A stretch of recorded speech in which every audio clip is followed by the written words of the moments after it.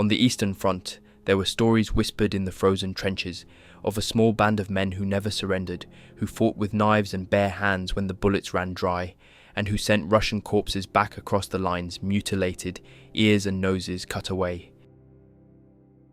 There were never many of these men, at their peak just 18,000.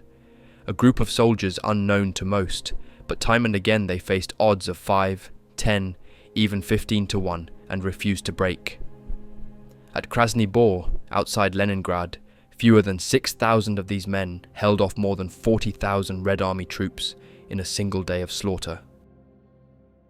Forgotten in most histories, the Blue Division fought with a fatalistic zeal that stunned their German allies and horrified the Russians.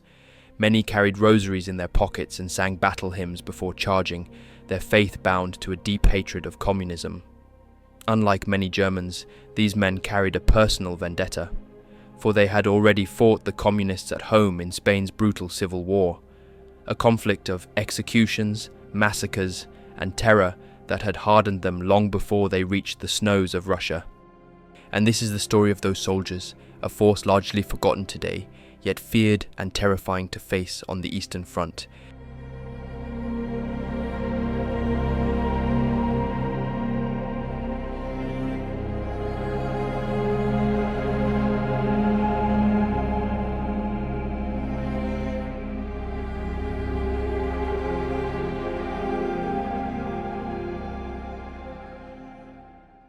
General Muñoz Grandes often praised his men in stirring words. He declared, "The enemy is hard, the Russian winter is harder, but my soldiers are harder still. You are the pride of Spain. Trust in God and attack like Spaniards." On the Eastern Front, Spanish units almost never surrendered. They fought to the last bullet, often dying with their weapons still in hand. Their determination reminded observers of the Japanese army in the Pacific, where defeat meant death rather than capture. What made the Spaniards truly feared was their ferocity. Many were hardened veterans from Spain's war in Morocco. These men, known as the Africanistas, brought with them brutal methods of fighting that shocked even the Red Army. Stories spread of Russian dead returned to their lines missing ears, noses, and fingers. Muñoz Grandes himself called them the bridegrooms of death. In countless battles they lived up to the name, forcing Soviet soldiers to surrender again and again. Sometimes they were armed with little more than knives, bayonets, entrenching tools, or the wooden stocks of their rifles. When asked, "Where does the road lead?" they answered with a single word: glory. But how had Spain, a country shattered by civil war, ended up fighting in Hitler's invasion of the Soviet Union? The answer went back to April 1931. That spring, King Alfonso XIII went into exile after elections swept away the monarchy. In its place came a government made up of socialists and communists who called themselves Republicans. The Spanish public had turned against the king and his prime minister, Miguel Primo de Rivera, who had dragged Spain into an unpopular colonial war in Morocco. With their votes, the people overturned centuries of tradition and brought about a fragile republic, one that would soon plunge Spain into turmoil. Fast forward to the beginning of 1936. General Francisco Franco, deeply unhappy with the course his nation had taken, launched a military coup against Spain's left-wing government. His rebellion sparked what became one of the most brutal conflicts of the 20th century, the Spanish Civil War. At first, Franco's nationalist forces made swift gains in the countryside of the north and west. But in the cities, Madrid, Barcelona, and Toledo, the resistance stiffened. Street fighting turned Spain's great urban centers into battlefields. Desperate to tip the balance, Franco appealed directly to Adolf Hitler in Germany and Benito Mussolini in Italy. Both dictators saw an opportunity. If Spain fell under their influence, fascism would dominate nearly the entire Mediterranean. They agreed to intervene. From Berlin came squadrons of aircraft, artillery, and tanks. By August of 1937, the Germans had formally organized what became known as the Condor Legion, a joint air and ground force under General Hugo Sperl, supported by a small armored detachment led by Wilhelm von Thoma. The Legion numbered 19,000 men, with more than 100 bombers and fighters. Italy's contribution was even larger. Mussolini sent the Aviazione Legionaria, an air force of more than 700 aircraft and 6,000 personnel, along with the Corpo Truppo Volontari, the Corps of Volunteer Troops, 78,500 men in total. Hitler, eager to test the future of modern warfare, gave his commanders freedom to experiment with terror from the skies. On April 26, 1937, German bombers devastated the Basque town of Guernica, turning it into a symbol of civilian suffering in modern war. Germany and Italy poured in weapons and ammunition as well, while the Republican government looked abroad for help.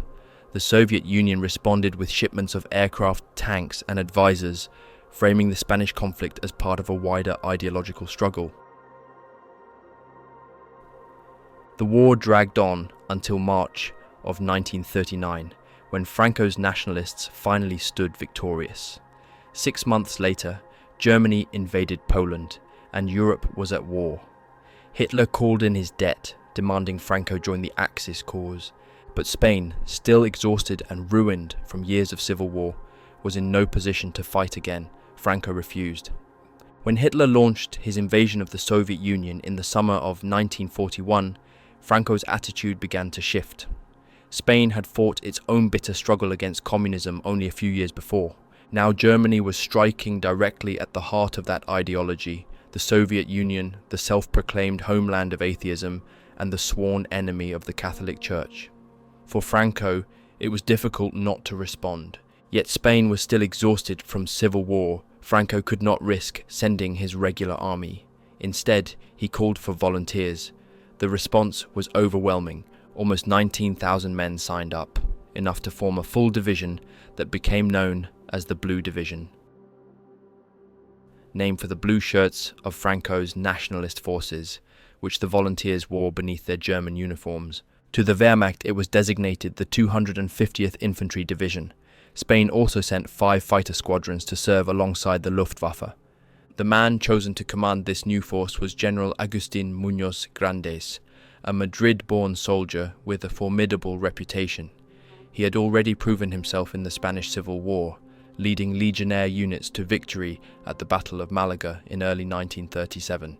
Who was this man who would later rise to the rank of Captain General of Spain? To those who served under him, Muñoz Grandes was more than just a commander.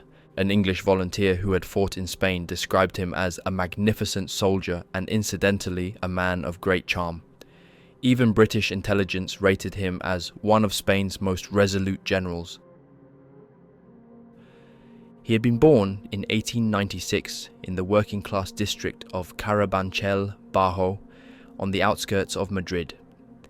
After graduating from the Infantry Academy at Toledo in 1913, he volunteered for service in Morocco. There, he rose quickly through the ranks, commanding native units known as regulars and even forming his own elite detachment, or Harka, that carried his name.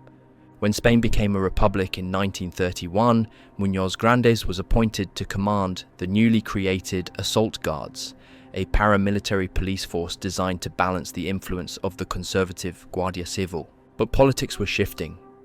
After the Popular Front, a coalition of left-wing parties, won the elections of 1936, he was removed from his post. On July 18th, the day Franco's uprising began, Muñoz Grandes was caught in hostile Madrid. He narrowly escaped death at the hands of leftist militias, only surviving thanks to sympathetic assault guards and even the intervention of Republican General Vicente Rojo. Arrested and imprisoned, he managed to escape and cross over to Franco's nationalist lines. During the civil war that followed, he commanded a nationalist corps, later serving in Franco's first government as General Secretary of the Falange, Spain's fascist political movement. The Falange's colour was blue, a symbol that lived on in the name of the Blue Division. By war's end, Muñoz Grandes had been wounded 9 times and celebrated across nationalist Spain as one of the nation's most daring and fearless soldiers. Yet he was not without rivals. Chief among them was Ramón Serrano Suñer, Franco's own brother-in-law and Spain's foreign minister.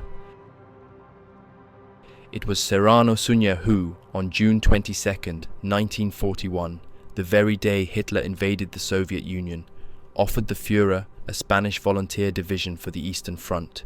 Hitler had hoped Spain might join the Axis outright, declaring war on Britain and helping to seize Gibraltar, but Franco refused. The offer of a volunteer division was accepted instead, cementing a bond between the two fascist regimes and sending Spain's Blue Division into the maelstrom of the Russian front. The Blue Division was a hybrid force, drawing together elements of Spain's regular army and the Falangist militias. In its first formation, it numbered 18,000 men, officers and soldiers alike, all of them volunteers. Over the course of the war, more than 40,000 Spaniards would pass through its ranks, making it the largest foreign contingent to serve under the German flag on the Eastern Front. Franco's decision to appoint General Muñoz Grandes as commander was not only military but political. By sending him east, Franco removed a dangerous rival from the domestic stage. Serrano Suñer, Franco's brother-in-law and political adversary, agreed for much the same reason. The Blue Division would fight communism abroad while easing tensions at home. Among the volunteers, a slogan quickly spread: "We pay the Russians a return visit." Their uniforms reflected the patchwork of Spain's political factions. Phalangists marched in their blue shirts. Carlists wore their traditional red berets. Veterans of the Foreign Legion brought their khaki trousers, while the ordinary infantrymen, the Guripas, wore heavy black boots. Officers, meanwhile, were attired in red berets, khaki tunics trimmed with blue leather harness belts, and tall black riding boots.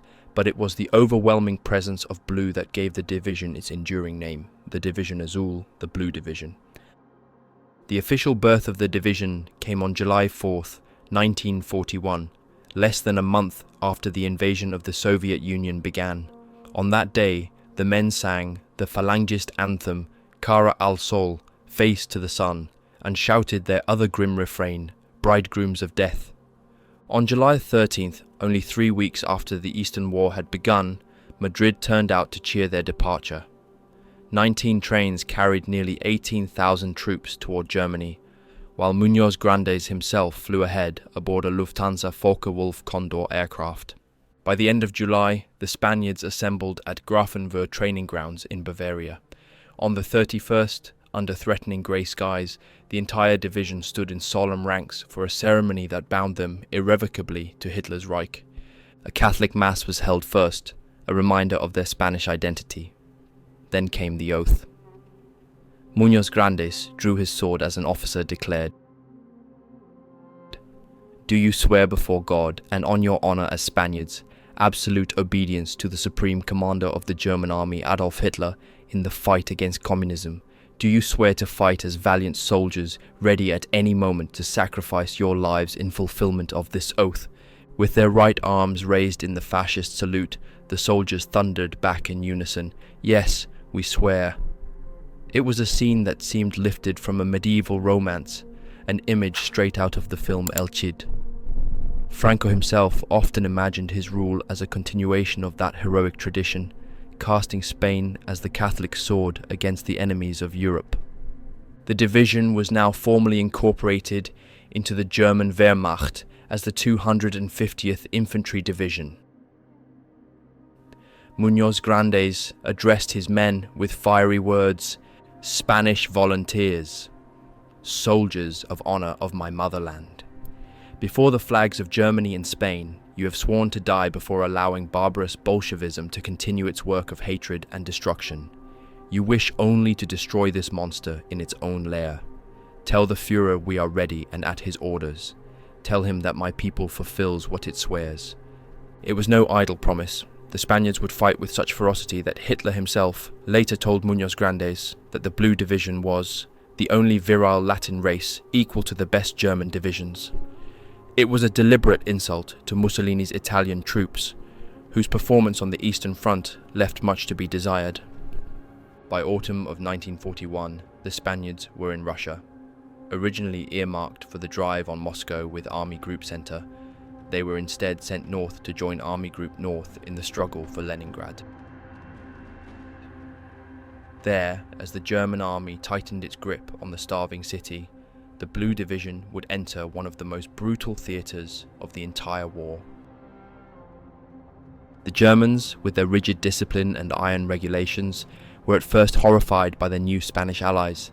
One historian described the Blue Division as an undisciplined band of swaggering men who refused to drill, march in step, salute, or even wear proper uniforms. They ignored orders and spent most of their free time chasing local women rather than preparing for war. Field Marshal Hans Günther von Kluge, watching their antics with dismay, is said to have asked, "Are they soldiers or gypsies?" The Spaniards made little effort to hide their attitude. They had not come to Russia to serve Germany. They had come to destroy communism, their old enemy from Spain's civil war. Yet once they reached the front, the Guripas, the ordinary Spanish soldiers, transformed. Under General Muñoz Grandes, they revealed themselves as exactly the kind of men Hitler admired: brutal, fearless, and utterly unafraid of death. Muñoz Grandes declared, "We will recuperate in the line. My soldiers will fight to the death." In battle, the Spaniards often roared their grim cry, "Viva la muerte! Long live death!" By October 1941, the Blue Division was holding a 30-mile stretch of the front along the Volkhov River, between Lake Ladoga and Lake Ilmen, south of Leningrad. On October 12th, they launched their first major attack, storming Soviet defenses and swiftly scoring a victory. 2 days later, they pushed south toward the town of Dubrovka, 100 miles southwest of Moscow. The city fell, but for 3 weeks the Spaniards fought off furious Soviet counterattacks, cementing their reputation as hard fighters. In the bitter land between Moscow and Leningrad, the Blue Division earned the respect of their German comrades and the fear of the Red Army. One German general remarked that the Spaniards fought as if the Russians had stolen their wives. 1942 opened with savage combat in freezing conditions. On January 21st, an 800-man battalion of the Blue Division was almost wiped out in a Soviet assault. Only 42 men survived. The following month, the division was nearly overrun again when the Red Army attempted to split the Axis line during a blizzard. Salvation came only when a desperate counterattack by German, Walloon, and Latvian troops broke the Soviet assault. As the Russians withdrew, the Spaniards mocked them with shouts of "Otro toro! Otro toro!" Send in another bull. With rations short and supplies thin, the Guripas often stripped the dead for winter clothing and pried frozen rifles from Soviet hands to continue the fight. The Spaniards in the air also made their mark.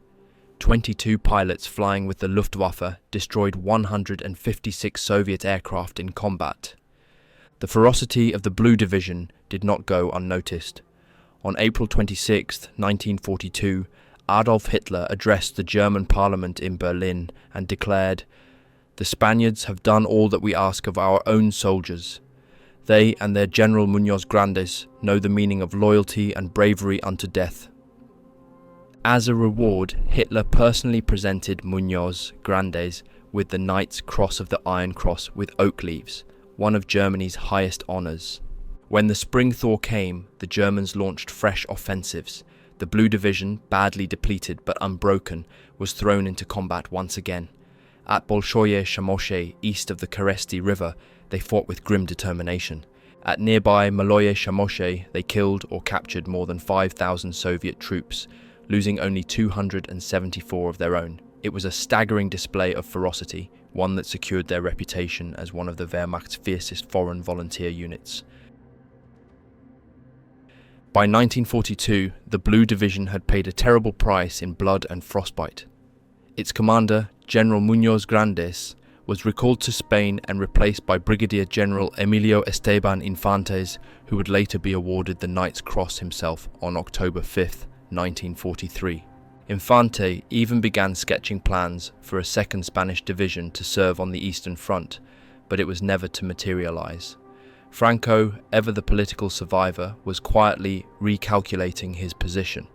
Germany's defeats at Stalingrad and Kursk made it clear that the Axis tide was turning. Franco began to distance himself from Berlin. In September 1942, he dismissed his brother-in-law Ramon Serrano Suñer, the fervently pro-German foreign minister, and replaced him with a pro-Allied general, a signal to London and Washington that Spain was drifting toward official neutrality. When Muñoz Grandes returned to Madrid on May 24, 1942, he was greeted as a national hero. Franco promoted him to Lieutenant General of the Spanish Army, showered him with Falangist honours, and allowed parades in his name. But the caudillo also knew that this decorated general was becoming dangerously popular. Both Berlin and Muñoz Grandes himself imagined him as Franco's successor, perhaps even his replacement. Indeed, there were concrete plans for what would happen if Spain entered the war on the Axis side. Muñoz Grandes was to take the post of Minister of the Interior, a position comparable to Heinrich Himmler's role in Nazi Germany.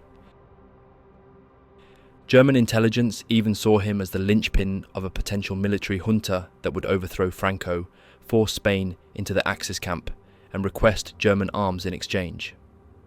To neutralize the threat, Franco offered him a choice: a cabinet post in Madrid or the ambassadorship to Berlin.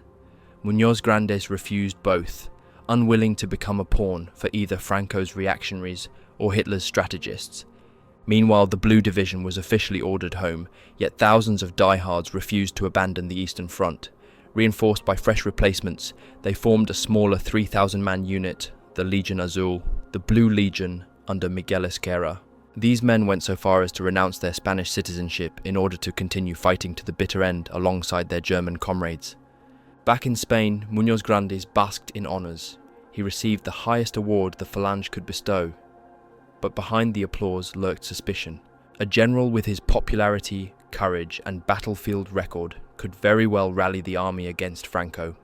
The caudillo, shrewd as ever, kept him close and under careful watch. By the summer of 1942, the Spanish volunteers were still firmly locked in the war. The Blue Legion, as the reconstituted unit was now called, was moved north to reinforce the tightening noose around Leningrad. They were positioned on the southeastern flank of the city, near Pushkin and the banks of the Izhora River, guarding the Moscow-Leningrad highway. Here, in February 1943, the Spaniards faced their greatest trial. The Red Army launched a massive offensive with the 55th Army, hurling divisions at the Spanish line in what became the Battle of Krasny Bor. The odds were staggering: 7 Soviet soldiers for every 1 Spaniard. For hours the fighting raged. Soviet artillery pulverized the Spanish trenches, while waves of infantry surged forward in the snow. Yet the Blue Legion refused to break. They fought with bayonets, knives, and rifle butts when ammunition ran low. By the time the guns fell silent, the Spaniards had taken horrific casualties. Entire battalions were destroyed, but the Soviet breakthrough had been stopped cold. The siege of Leningrad would drag on for another year. To rebuild the battered formation, Franco authorized reinforcements. Fresh volunteers and even conscripts pressed into service, trickled across Europe through the summer of 1943. But the division never fully recovered. As its numbers dwindled, the Germans began attaching Spanish companies to their own units, most often to elite formations of the Waffen-SS.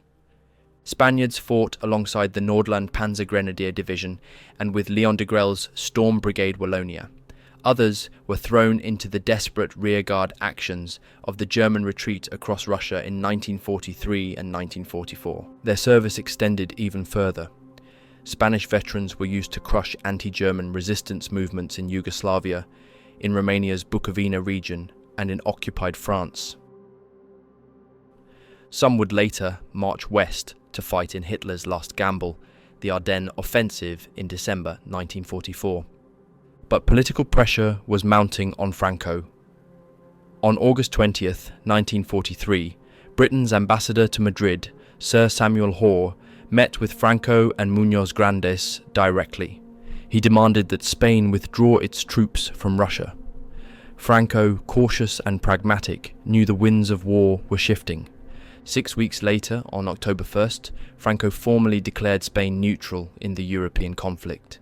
The Blue Legion, bloodied and scattered across the vast front, would be recalled. Yet many Spaniards chose to stay behind, continuing to fight under German command until the very collapse of the Reich itself. By the end of 1943, the Blue Legion faced its darkest days. In December, the Germans ordered them to the line at Kostovo, a 6.5-mile front that was impossibly thin. The legionnaires were spread so far apart that 2 tanks could have driven side by side between each man. On Christmas Day, the Red Army attacked. Wave after wave of Soviet infantry surged forward through the snow. The Spaniards fought back with stubborn ferocity, holding out for days, then weeks. Even as comrades fell, the Gurupas refused to yield. When surrounded, Soviet loudspeakers blared, "Kill your officers and join us!" But the Spaniards would not betray their leaders. Instead, when forced to retreat, they made sure the last truck out carried away the wooden crosses from their field cemeteries, so that the graves of their dead would not be desecrated by Soviet hands. At last, in the teeth of a blizzard, the order came to fall back. On January 7th, 1944, the survivors staggered into Estonia, half frozen and exhausted, where they were tasked with guarding the Baltic coast. By February 20th, even Hitler had to admit their ordeal was over. He informed Franco that the Blue Legion had done its duty and that it would be sent home. On March 6th, the men assembled for their farewell. One officer, voice heavy with sorrow, declared, "This is a bitter moment. The Legion must return to Spain. Return home with pride. You have done your duty. Today you march with rifle barrels lowered as in a funeral procession, or on Holy Week. Long live the Legion. Franco." By the end of April 1944, most of the survivors were back in Spain. Yet not all returned. Hundreds chose to stay behind, giving up their citizenship to continue fighting with the Germans. Some ended their war in Berlin itself, in the rubble outside Hitler's bunker, standing alongside Walloon and Nordland SS units as the Red Army closed in. Few survived. Those who did were dragged away to Soviet prison camps, where many would die. The Blue Division's legacy was as bloody as it was controversial. By the war's end, 22,000 Spaniards had become casualties. 5,000 lay dead, 8,000 were wounded, and hundreds more were missing or prisoners.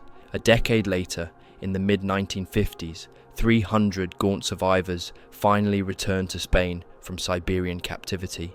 And what of their first commander, Agustín Muñoz Grandes? Franco had always feared his popularity. After returning from Russia, Muñoz Grandes sought to cleanse Spain of the Falangist intrigues of men like Serrano Suñer, and even Franco himself. Yet once again, the Caudillo neutralized his rival, co-opting him into the regime. In 1953, Franco made Muñoz Grandes his envoy to Washington. There, the Spanish general struck a deal with his old wartime opponent, now President Dwight Eisenhower, granting the Americans air bases in Spain. It was a turning point, paving the way for Franco's gradual reintegration into the Western Bloc after his long flirtation with fascism. Muñoz Grandes retired from the army in 1966 at the age of 70, still holding the rank of Chief of Staff.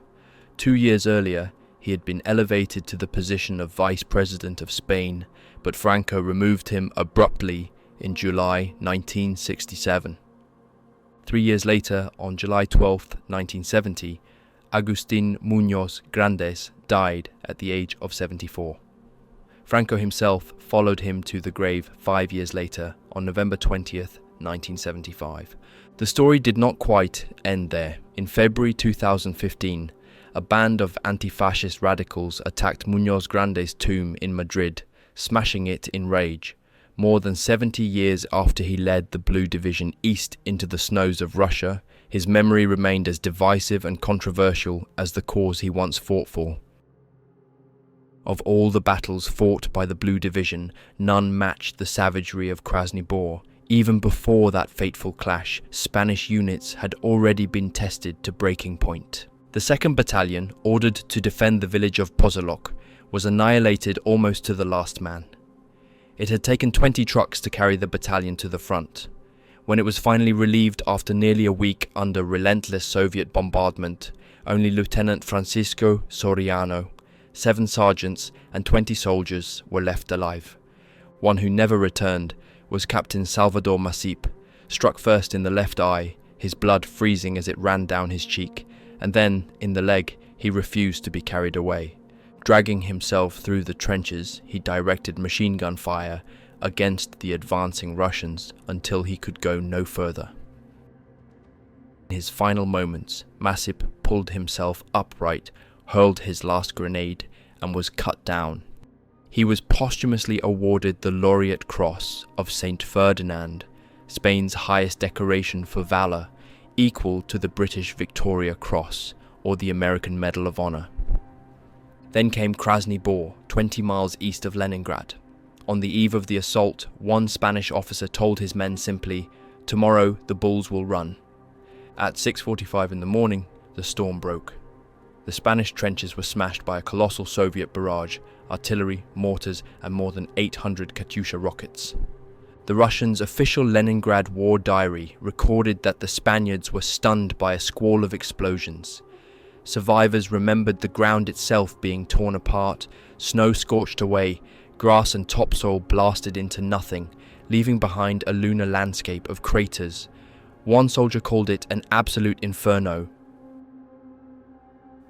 Then came the tanks. Nearly 100 of them, followed by thousands of Soviet infantry, crashed into the Spanish line. The battle descended into 12 hours of chaos and carnage.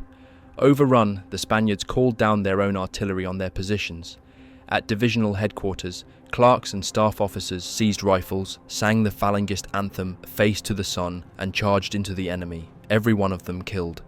Russian tanks blasted apart the clearly marked field hospital and even fired at ambulances as they fled, until they were finally driven off with Molotov cocktails hurled by desperate Spaniards. Acts of sacrifice defined the day.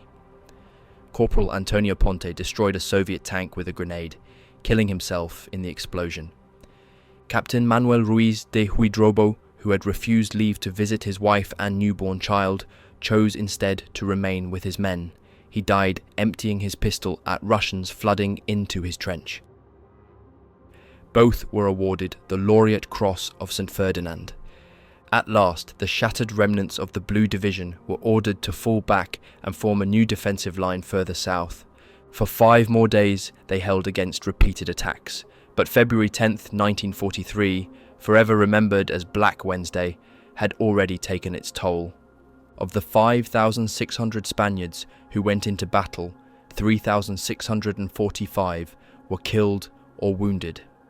75% of the division had been lost in a single day of slaughter. The story of the Blue Division was not only written in the snows of Russia, but also in the smoke-filled offices of Berlin and Madrid. While the Guripas bled in the trenches, 5 Spanish fighter squadrons took to the skies. Flying German Messerschmitt 109s and Focke-Wulf 190s, they shot down 156 Soviet aircraft, losing 21 pilots killed and 1 captured. Meanwhile, political intrigue raged behind the lines. General Muñoz Grandes grew bolder, telling Hitler directly that he wanted to replace Franco and take control of Spain. "I am prepared to stake everything, even myself, for friendship with Germany," he declared.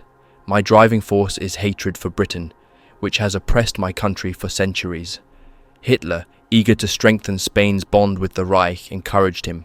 In Madrid, the German military attaché even sounded out another general about launching a coup. Ribbentrop, Germany's foreign minister, concocted one of his typical harebrained schemes to bomb Madrid and topple Franco outright. The Allies, for their part, increased the pressure. British and American diplomats demanded that Franco cut his trade with Germany and withdraw Spanish troops from Russia. The Americans warned bluntly, what if the Soviet Union declares war on Spain? Russia is an ally of Britain and the United States. The Allied landings in North Africa made these threats real. Franco, sensing the danger, moved swiftly. He dismissed his pro-Nazi brother-in-law, Serrano Suñer, and purged other Axis sympathizers from his regime. Muñoz Grandes was recalled from the front, showered with honors on his return, promoted, and then quietly shelved, his ambitions safely neutralized. On September 25, 1943, Franco finally ordered the withdrawal of the Blue Division. A week later, he reaffirmed Spain's neutrality. Unlike their triumphant departure 2 years earlier, the return was muted. There were no mass parades or cheering crowds. Franco, cautious as always, did not want to provoke Hitler by drawing attention to the pullout. By then, The cost had been staggering. Of the 47,000 Spaniards who had served in the Blue Division, nearly half, 22,000 men, had become casualties. 5,000 were dead, 8,000 were wounded, the rest were missing or prisoners. Yet a year later, Franco downplayed the whole affair. Speaking to an American journalist, he insisted that sending the Blue Division east had carried no idea of conquest or passion against any country. When it threatened Spain's relations with the Allies, he claimed steps were taken to bring the volunteers home. Not all returned. Just over 2,000 diehards remained behind, forming the Blue Legion. They fought until March 21st, 1944, when even Hitler recognized the futility of their sacrifice and recalled them. Still others, around 250 Spaniards, went further, joining the Waffen-SS itself. They fought in Berlin during the Reich's final hours, alongside Nordland SS and Walloon troops in the ruins of the Chancellery. Their commander, Miguel Esquerra, a former Blue Division captain promoted to SS colonel, was taken prisoner but later escaped back to Spain. The fates of those less fortunate were grim. More than 300 Spaniards, most captured at Krasny Bor, were shipped to Soviet prison camps stretching from Odessa to the depths of Siberia. 94 of them died in captivity. The rest endured more than a decade behind barbed wire before being released in April 1954. They were luckier than the nearly 5,000 comrades who had flouted death on the Eastern Front and lost. Overall, the Blue Division was almost always outnumbered. From the moment they reached the front in late 1941, they were asked to hold lines that required 3 times their manpower. In sectors like the Volkhov Line, they faced Soviet regiments with triple their strength and double the artillery. One Spanish rifleman from the 263rd Regiment recalled how they went 11 days without hot food, living off frozen tins and iced bread while holding a forward trench in minus 30 degrees Celsius. He said they lost 3 men to frostbite for everyone to gunfire that week. Yet none deserted. They patched their boots with cloth, tied rosaries around their rifle slings, and endured. Even in retreat, their morale rarely collapsed. They weren't fighting for Berlin or for Hitler. They were fighting, in their eyes, against the same communist enemy they had battled in the ruins of Madrid, Zaragoza, and Toledo. For them, Russia was not a foreign war. It was the unfinished business of 1936.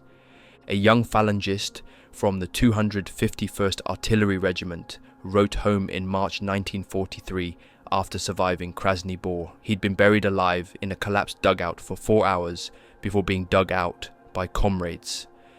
The first thing he did was clean his crucifix and reload his rifle. He wrote, "I saw the tanks pass over us like wolves.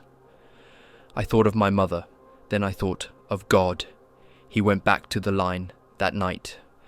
At Krasny Bor, 5,608 Spaniards faced over 44,000 Soviet troops. The Soviets brought 100 tanks, 800 guns, and wave after wave of infantry. The Spanish held out for 12 hours. They suffered 3,645 casualties, more than 75% of their force. But they didn't break. Not a single company folded.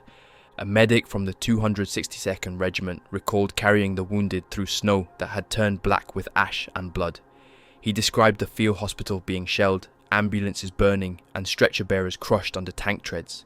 Still, they kept carrying stretchers. Later, he said he could no longer remember the faces of the men he saved, only the ones he couldn't. By 1944, the Blue Division was exhausted, but still in the fight. In Kosovo, they were ordered to hold a 6.5-mile front with less than 4,000 men. A German officer noted that their line was so thin 2 tanks could pass between each rifleman. Still, they held it for 13 days. A sergeant from the 1st Battalion recalled his section being down to 5 men. They had no machine gun, just bolt actions and 3 grenades between them. When the Soviets assaulted, they used flare pistols and Molotovs. After the fight, he said he cried, not out of fear, but because he was still alive and the others weren't. They buried the dead in silence, then picked up their rifles and moved to the next trench. The division lost more than 22,000 men, 5,000 killed, 8,000 wounded, hundreds taken prisoner. Yet morale remained fanatical, almost irrational. They fought on not because they believed in victory, but because they believed in sacrifice. A chaplain embedded with the division wrote after his return, "These were men who prayed before they killed, and they prayed louder after they buried their own." He remembered them singing hymns inside bunkers before an assault, with rosaries wrapped around their hands like brass knuckles. When the order came to withdraw in 1944, many refused to leave. Thousands volunteered to stay behind, forming the smaller Blue Legion. They gave up Spanish citizenship to keep fighting. Some would die in Estonia, others in Yugoslavia. A few would fight in Berlin in 1945 in the final collapse. One of them, Miguel Esquerra, later wrote, "We were the last crusaders. It was madness, yes, but it was our madness." In the end, the Blue Division never changed the war, but they left behind a trail of blood, frostbitten trenches, and a reputation, one carved not by victories, but by how they stood, outnumbered, outgunned, and unmoved. They were not the largest force, they were not the best equipped, but they fought like men already dead, and that made them dangerous. And this is the end of the video. If you found this story as shocking and fascinating as I did, don't forget to like the video, leave a comment, and subscribe.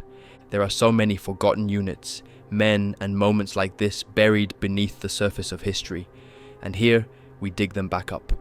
More untold battles, unknown voices, and rare accounts are coming soon. Join the channel, support the mission, and help bring these stories back into the light.